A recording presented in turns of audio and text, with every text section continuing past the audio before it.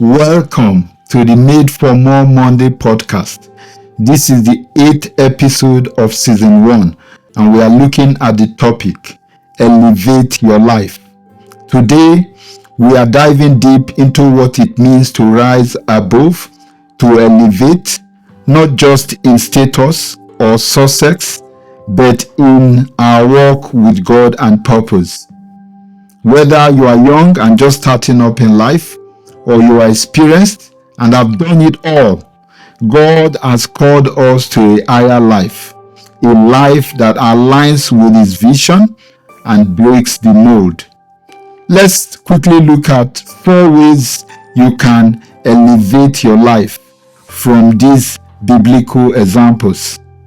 Number 1, Gideon, elevated by God's vision, not self-image. Judges chapter 6-7. Gideon is a perfect example of elevation through a God-given vision, not personal confidence. When God first called Gideon to rescue Israel from the Midianites, Gideon felt weak, calling himself the least in his family. Judges 6:15. But God addressed him as a mighty warrior. With a small band of 300, Gideon defeated an entire army, not because he saw greatness in himself, but because he leaned into God's view of him. God's vision for us is often greater than how we see ourselves. When we align with His view, He empowers us to rise above limitations and do the impossible. Number 2, Ruth, elevated by loyalty and love. And we can see this in the book of Ruth. Ruth's story is about elevation through devotion and love. After losing her husband, Ruth had every reason to return to her homeland, but she stayed with her mother-in-law, Naomi, declaring, "Your people will be my people, and your God my God." Ruth 1:16. Ruth's loyalty led her to Boaz, through whom she became the great-grandmother of King David and entered the lineage of Jesus. Sometimes, elevation comes through loyalty and a heart to serve. God sees those who stay faithful in love and devotion, even in tough seasons, and He blesses them beyond their expectations.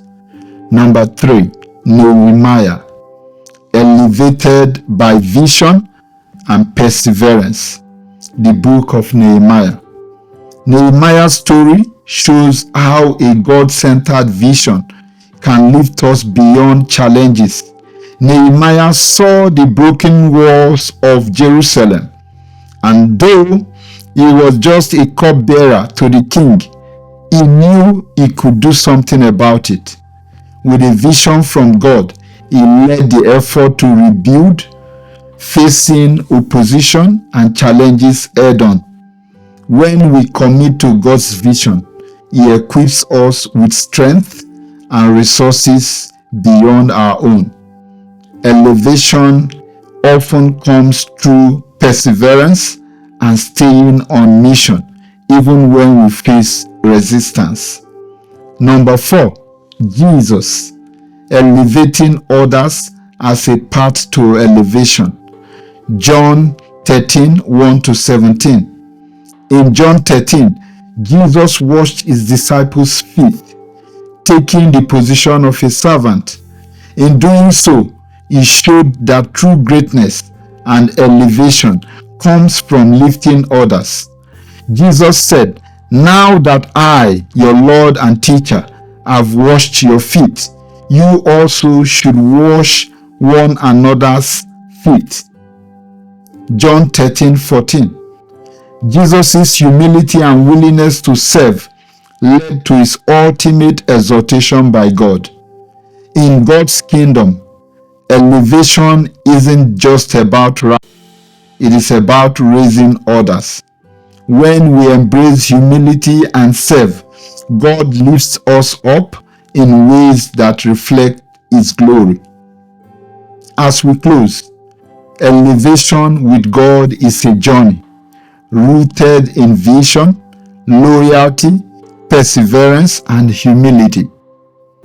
Like Gideon, Ruth, Nehemiah, and Jesus, we are called to be elevated, trust in God's greater purpose, and embrace the power of service. Are you ready to let God elevate your life? Remember, God's way of elevation isn't ordinary. It is extraordinary, built on love, faith, and a willingness to be transformed. Thank you for joining us on episode 8 of the Made for More Monday podcast. Trust in God's process, lift others, and watch how He leads you to heights you never imagined. Shalom.